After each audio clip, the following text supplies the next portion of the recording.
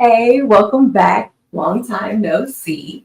It's that fantasy chick, and I'm back with another stream. And this time we're going to be talking about Madam Web. So, I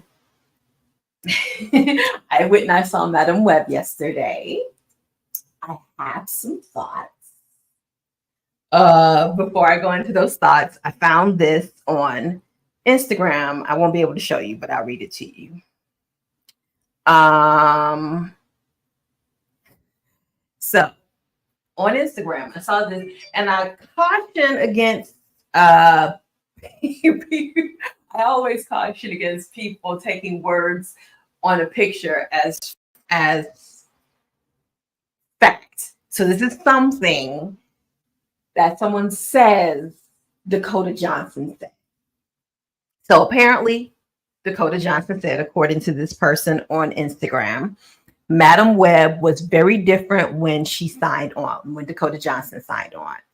She described it as a dark story like The Terminator, in which Madam Web and the Spider Women were trying to protect the pregnant Mary Parker from Ezekiel Sims, who wanted to wipe Peter Parker from history, which sounds very different from the movie I saw yesterday. First of all, it took me reading this to get that the guy they kept calling Ben was supposed to be Uncle Ben, and that the child she was carrying was supposed to be Peter Parker. I didn't know this. I did not know the backstory of Madam Web. I didn't know her relation to the Spider-Man story. I was wondering why it was set in 2003. So, I was like, why is this set in 2003? But I guess that's supposed to be, when Peter Parker was born. Um, yeah. So a lot of things I did not realize going into this. I didn't know Peter Parker's mother name was Mary. Um, just a lot of things I did not realize on like that. So that's why it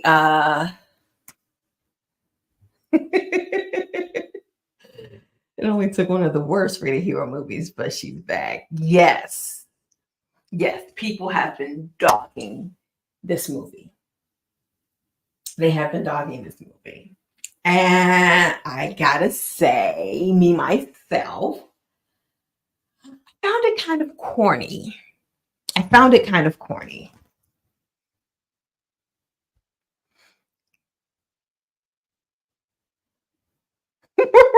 Right. It was Spider-Man movies coming out in 2003. I had no idea. I had no idea that they were making this like a Peter Parker origin story. Uh, to show that a friend of his, Uncle Ben, had spider powers before he was even born. And um when I see Madam Web, and I don't want to go into the very end, but yeah, it was kind of corny. Uh the thing with the people trying to bond together, it's like the bonding moments didn't feel organic to me. Uh the whole it's just okay, let's start from the beginning. So the villain the villain was even the villain seemed kind of like his only motivation was to stop these people from killing him in the future. And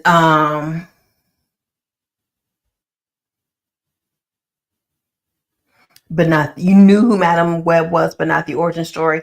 I never heard of Madam Web until this movie. Didn't even know she was a character. Didn't know she existed. Had no idea that Peter Parker had someone who is a friend of his uncle's, um, who had spider powers, who apparently inherited her spider powers. But so yeah, there were many moments, but like back to the villain. Like, what was he doing all those years from the 70s to the 2003? Like, you know, they just have him as okay, the first time you see him, he's trying to stop these three women from murdering him. But you don't see what's happening with what he's been up to since he got these powers. Like, I get that he's evil, but what sort of evil things has he been doing? What has he done with himself? All you get that he's kind of rich, but how does having spider powers make you rich? So I there was a lot missing from the villain. It was just he wakes up and all of a sudden he's on this one mission, and we have no idea beside keeping the spider he stole in an aquarium what he's done since he stole that spider.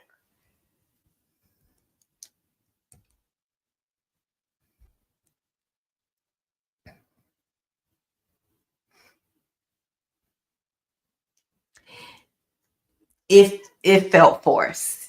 Like I said, the bonding moments was forced.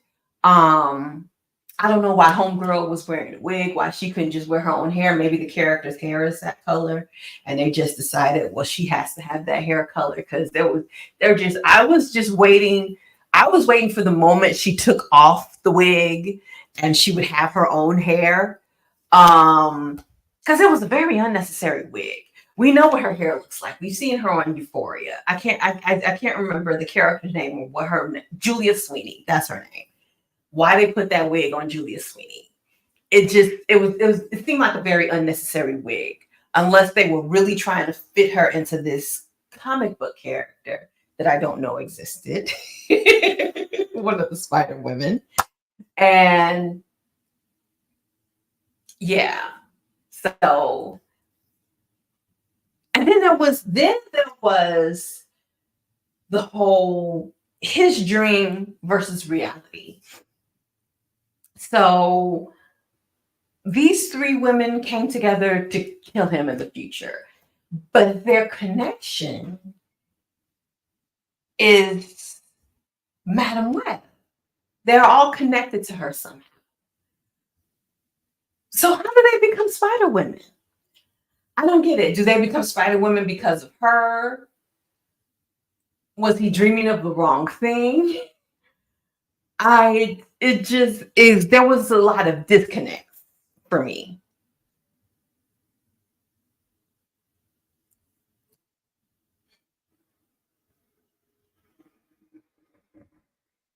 Mm, yeah, I didn't watch more of this.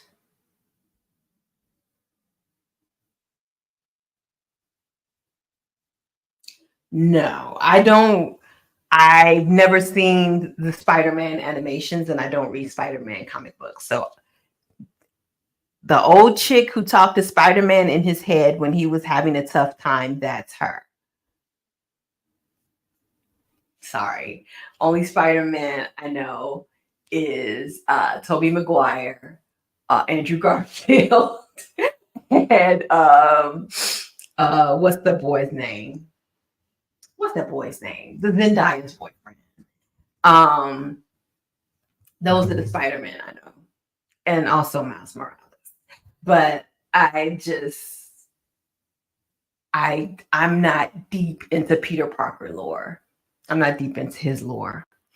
So I don't know these characters. I don't know why they had Julia Sweeney in that wig, but I guess that's to be with the comic book characters. And I'm guessing this is Madam Web's origin story because you know how they had her in the end. I'm guessing that's the the final form of her character.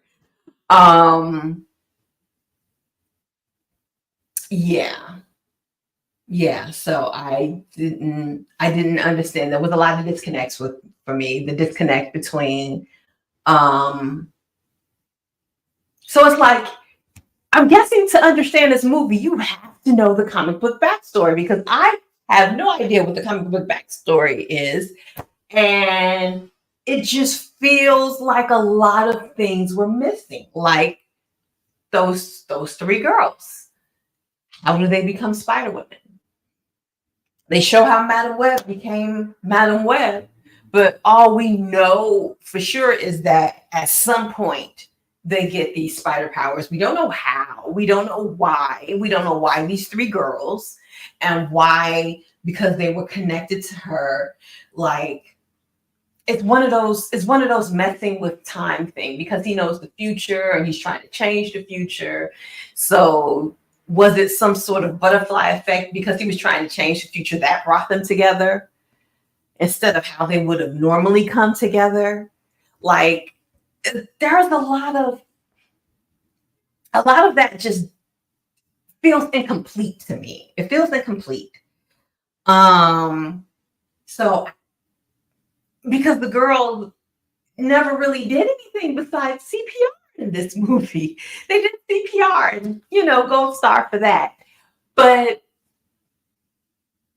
it's like you would have to know who these characters are to care about them. And I don't know who they are. So I don't know why I should care about them. And they never take the time to tell us who they are in the movie. They're just like, here are these characters. You should care about them. Care about them. And it's like they tell us their sad sob stories. But again, they don't tell us why they are the ones who become Spider Women. I don't know. So it's like I'm supposed to be connecting the dots in my head. You're giving me too much work. I'm already sitting here watching the movie. You need to do all the work. Do some work.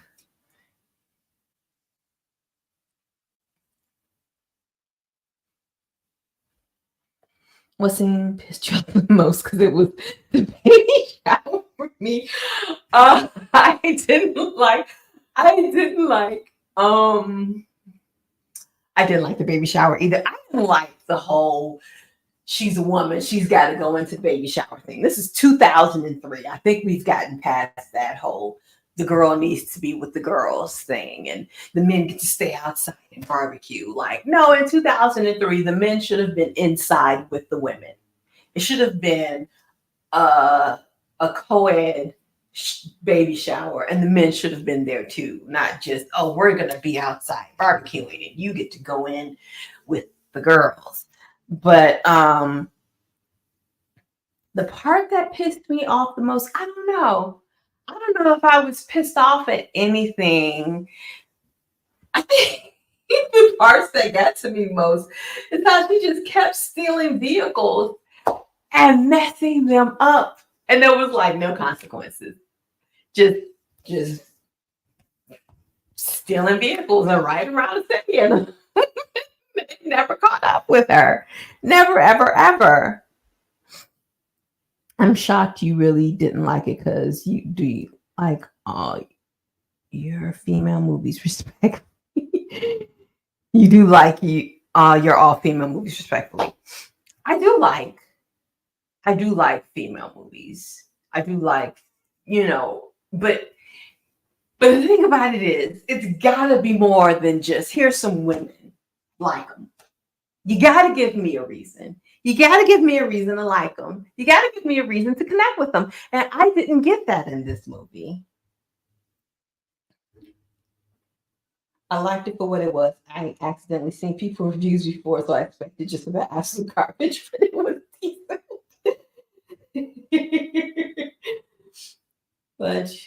Glad you mentioned that. You telling me that taxi GPS on it. Do you know how expensive a taxi is?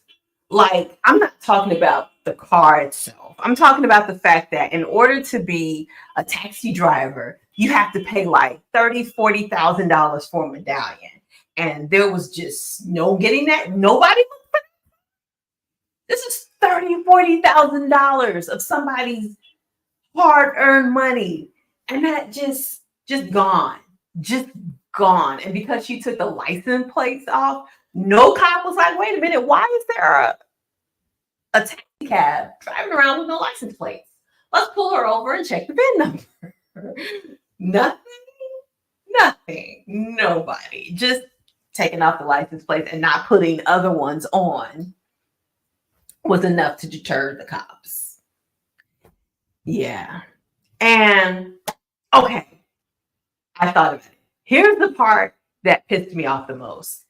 The cops trying to arrest Kathy when she was trying to get the girls out of the subway. Like, yeah, the girl's like, she's trying to abduct us, but how can one woman abduct 3 teenage girls and she obviously has no gun in her hand? And it's like, that's not a sit down, we're going to arrest you situation. That's a wait, we need to find out what's going on situation. They jumped from 0 to 60. Like, you in 2003, I think cops knew that teenagers were little a-holes and would say stuff out the side of the neck. You would sit and you would talk to this person and be like, hey, do you know these? Ask the girls, do you know this woman? Are you going with her willingly? Da, da, da, da. You would check the situation out. You wouldn't just go to immediately, oh, we're going to arrest you. And now she's wanted for abduction. That was like way too over the top for me. That was way too over the top for me. I'm like, no, that didn't feel, I felt like that was about as realistic as her getting away with driving around the city with in a taxi with no plates on it. Like, no one noticed that there was no plates on these cars, on that car, on a taxi. So I didn't like that. I also didn't like the man calling the cops on the girl. Like, they had pictures of these girls in the newspaper and saying they were abducted. And obviously the 3 were there. They weren't abducted. They were just sitting at a diner chilling. So why would you get up and call the cops? These are not little kids. So it's not like, well, they need to be. It's teenage girls who obviously came to a diner in the middle of nowhere. But I wouldn't automatically jump to, oh, these are the abducted girls when there's no abductee with them. That part pissed me off too.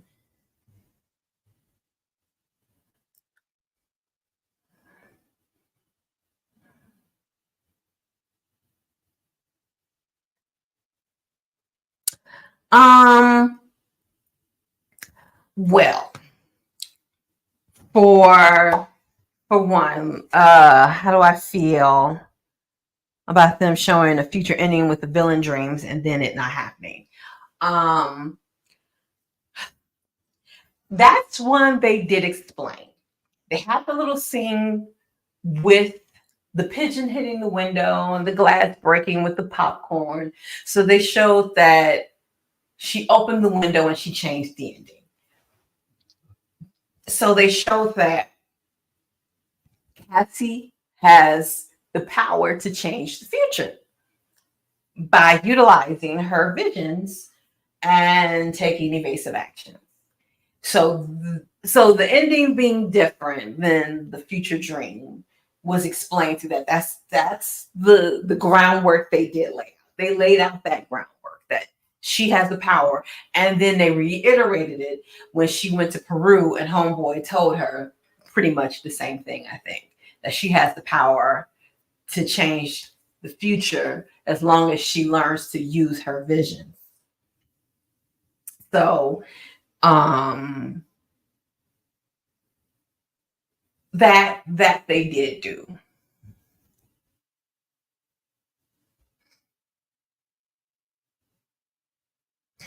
That was something else that was unrealistic. Ain't no worker in a diner is just gonna let some teenage girls dance on a table without telling them get down. And if they didn't get down, they would have kicked them out the diner. They might have kicked them out the diner anyway. But nobody was around. They just let all three of these girls get on the table and dance. And it's just like nobody told them, get your ass down off the table. What the hell is wrong with you?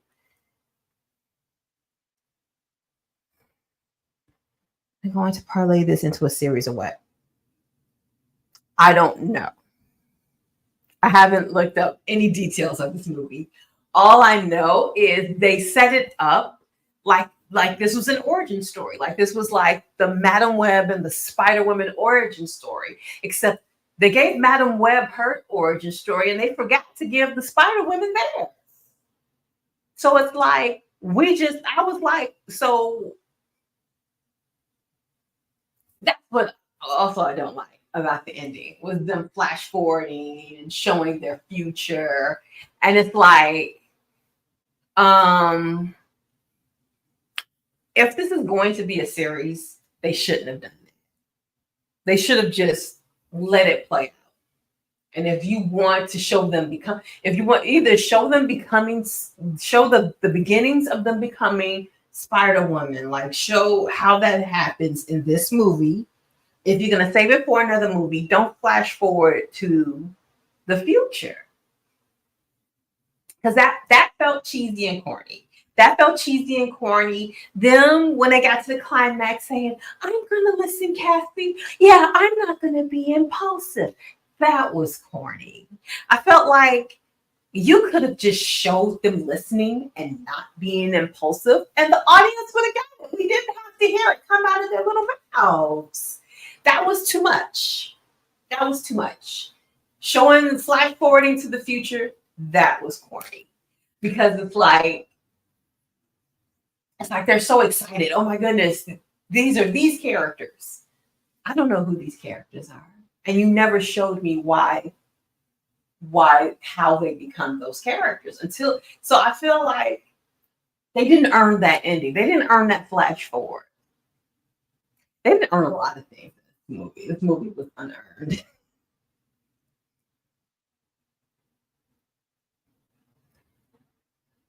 Sony been missing with all the Spider-Man villain movies, Morbius, Venom 2, Madam Web, and Kraven the Hunter movie probably be mid too.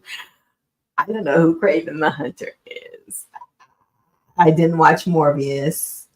I still haven't seen Venom 2. I liked Venom 1. I still haven't seen Venom 2. I've been trying to find that so I can watch that. Sony has been making movies just so they can hold on to the Spider-Man property. And it's time that they just give it up and give it back to Disney, because you are not doing anything of note with this property. You're trying so hard to hold on to this property and you're not doing right by it. You're not giving me the best thing you did was getting Spider-Man back to Disney, and then Disney did a good Spider-Man series. All of your movies since you've given Spider-Man back to the Disney has just not been it. Not been it. This is not it.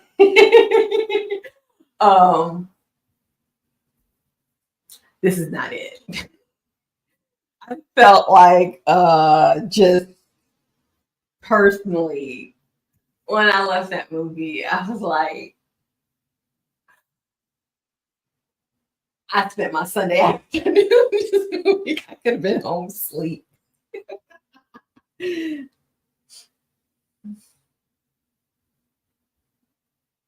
So why this keep pushing out just anything now? It makes sense. Yes, they have to. In order to, that's why they kept rebooting Peter. I keep wanting to call him Peter Pan. The Peter Parker Spider-Man movies. Is because if they don't make a movie, then the rights revert back to Marvel. They're trying to keep the rights from reverting back to Marvel. And they need to just let the rights revert back to Marvel, because I mean, people are starting to talk about Marvel now, but at least their Spider-Man movies were good.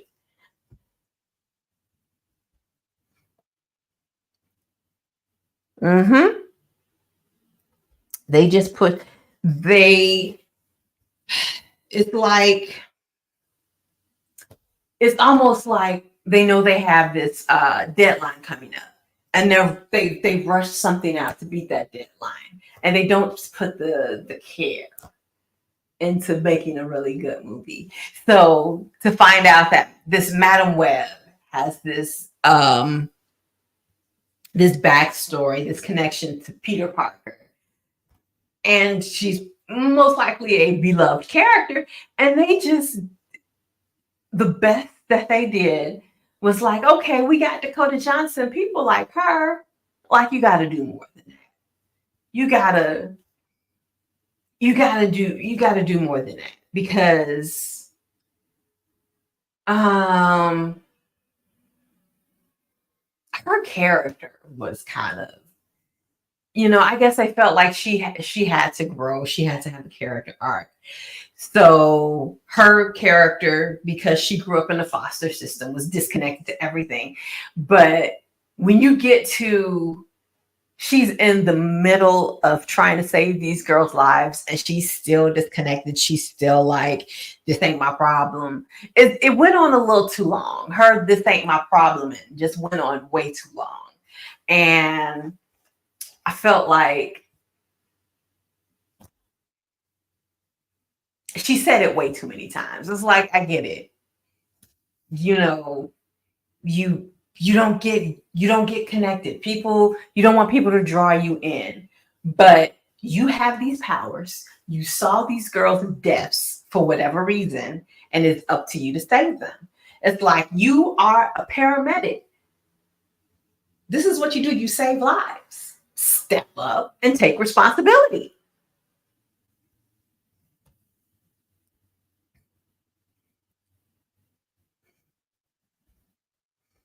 Can you explain the process of a movie being reviewed to see if it's good enough for release real quick?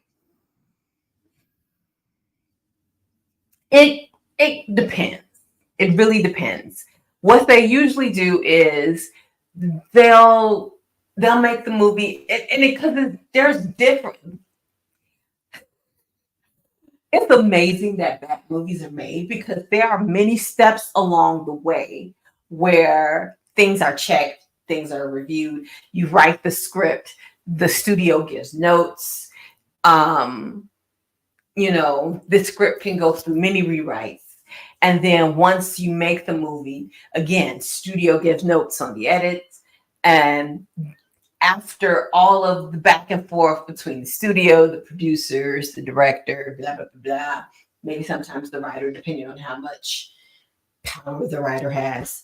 Because most of the time in the movie business, the writer is at the bottom of the totem pole. So the writer, unless you're somebody like Aaron Sorkin, you have no, real power. Or James Cameron, or Peter Jackson. These people can write what they want. But everybody, if you're just a writer, and you don't have much behind your name, you're not going to have much power. And once it gets to the point where it's done with all the producer notes and the director and dealing with it and the studio giving notes, then they do something. They have audience screenings. They screen it they get audiences to come out, look at the film, and then when it's over, they have some people come and ask the audience questions, and they have the audience fill out these forms. And back when I lived in LA, I used to go to these all the time because they were free. And they would there was this theater in Burbank, I think it was Burbank AMC 16. And sometimes people would just be out there handing out tickets to see these movie screenings. And I saw a few movies that way. I saw Due Date that way, and I saw Love and Other Drugs, and I saw I Love You Man that way. So I've never watched to see the final cut to see what they changed from the screening. But usually after the audience gives their feedback, they may go back and they may do reshoots. They may do reshoots and re-edit the movie. after the depending on how the audience um, reacted to the movie. So so even with all these people giving notes, all these people having their hands in it, and even the audience giving their because some movies they won't do audience screening for because they feel like they got to keep it under lock and key, so they won't do it. But for most movies, they'll do an audience screening, and it still turns trash. Sometimes there can be too many cooks in the kitchen. Sometimes I've heard stories where Star Wars was the very first Star Wars that came out in the 70s was as good as it was because people were giving George Lucas suggestions, and George Lucas took them back then.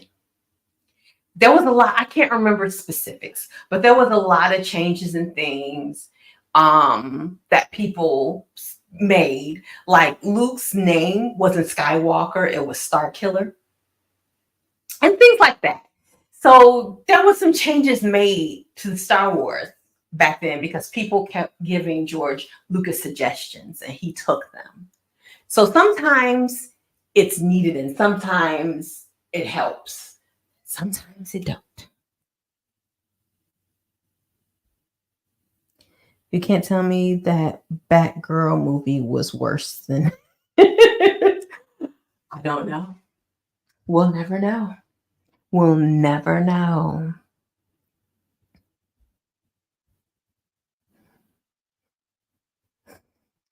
That you have to be in a place where they do that all the time. Like I said, that was in Burbank.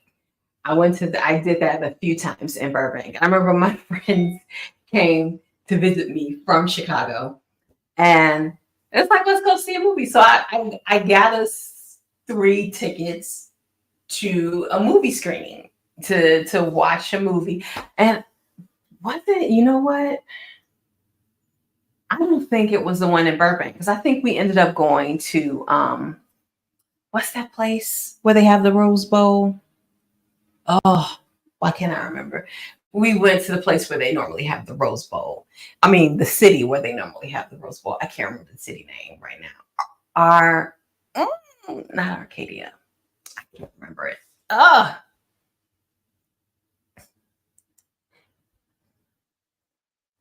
Star Killer, man. This why Miss Yeshua never knew that Star Killer is nasty.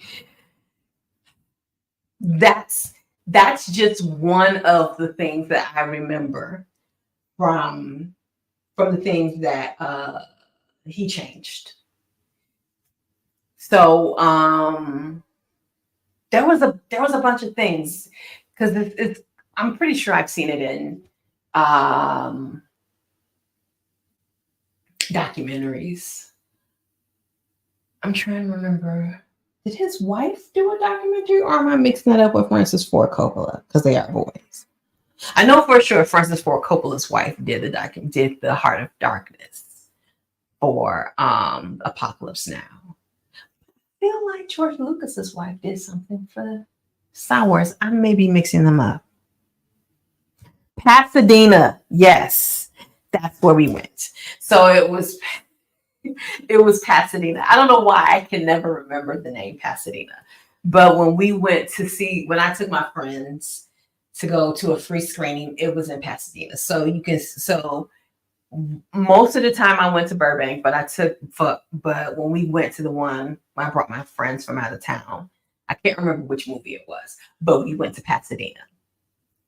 And I remember Pasadena because Pasadena had a $2 show, which was cool. And also it had a Roscoe's Chicken and Waffles. And I like that Roscoe's Chicken and Waffles. I took my sister there when she came to visit me there. So Pasadena was nice. It was just a little farther away from me than Burbank. Burbank was just a few minutes away. So, but yeah, so out there, I don't know where else they have these screenings. They probably have them in New York too. I wish they have them in Chicago, but they probably have them in New York. And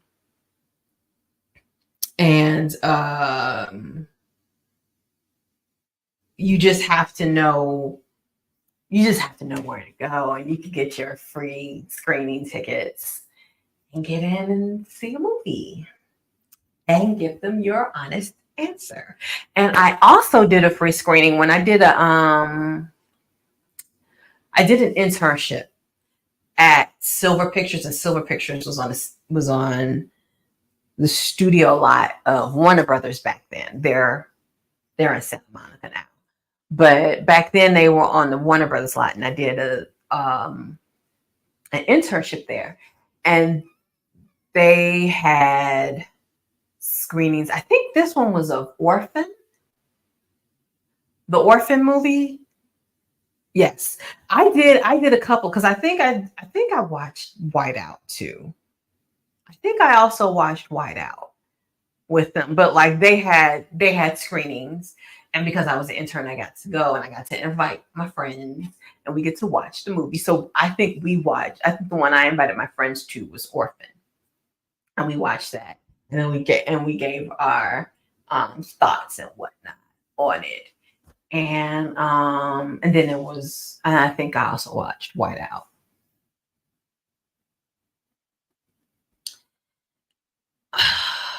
Who knows?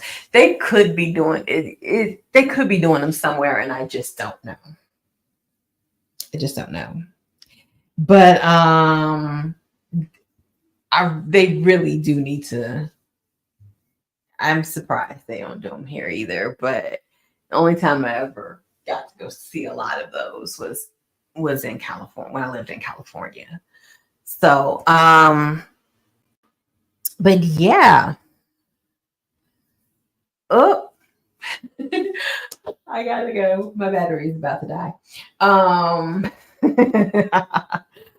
This was fully charged when I started. This battery is, I don't know what's going on.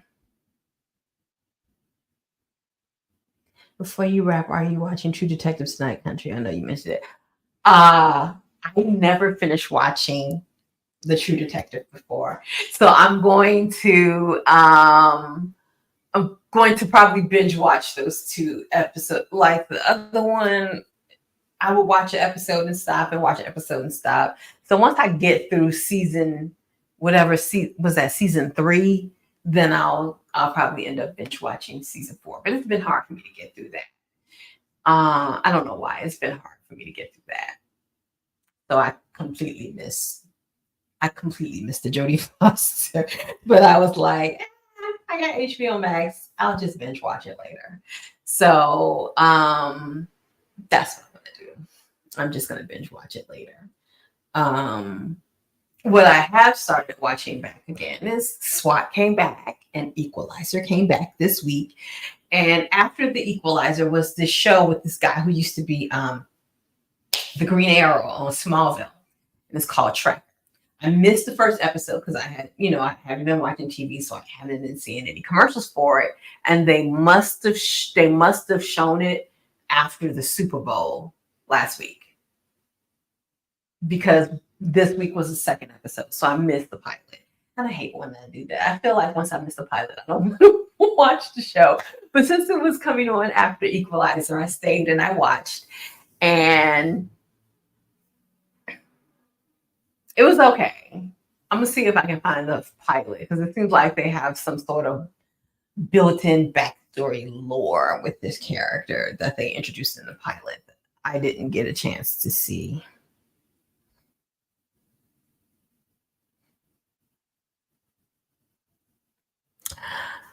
When I looked for Superman and Lois, I could never find a premiere date for it. And then I found out that they're not coming back until April because they have to do all those special effects in post. So everybody else is coming back right around now. I know, was that Law and Order SVU came back probably like in January. But everybody else is starting to come back. But they're not coming back until April because they still have all that post. They have a lot of post. So they're just going to come back in April So this is going to be a crazy season. This is going to be a crazy season. A lot of shows starting in February. There probably won't be as many reruns until the end of, you know, to get him back on track. Show all of the episodes straight through. At least that's what I hope they do, so they can get back on track, so they can get back to starting in July and having the new season start in October. So hopefully that's what they do. But yeah. So I don't last year I had got this thing on Instagram. It was this image on Instagram, and it showed all of the movies that were going to be coming out this year, all of the action sort of comic book blah blah blah blah movies. And I didn't get one this year, so I have no idea. All I know is Dune comes out March 1st, and my editor loves Dune. She's read all the books, but the editor of my novel, I edit my own videos, but the editor of my novel editor loves Dune, and she's excited. And I was like, I don't know. The first movie was boring. I may give it a chance. Maybe more will happen in this movie. We'll see. We'll see how I feel March 1st. I have no idea what else is coming out this year. I have to look and see if I can find another one of those things that can just tell me these are all the dates of all the things that are coming out this year. But it's probably not going to be much because nothing's ready. I think 2024 is going to be a dry year. I think it's going to be a dry year. I don't know what else is coming out this year, though.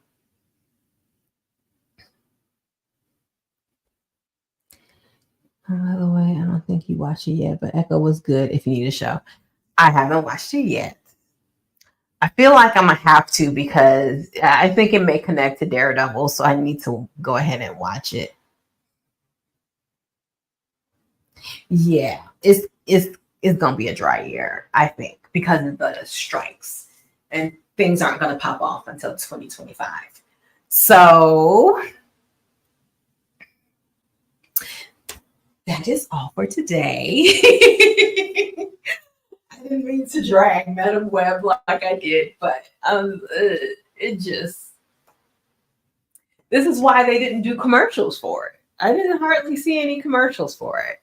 So yeah, so that's it for today. I don't know when I'll be back, but like I said, just post in the community tab if there's something that you want to talk about. We'll come on, we'll talk about it. We'll have a time. So and watch community posts. If I want to come on and talk about something, I'll post in the community post and let you know I'm going to be coming live. So if you want to go live and talk about something, just post it in the community post and I'll do the same. All right. All right. Well, in the meantime, thanks for watching.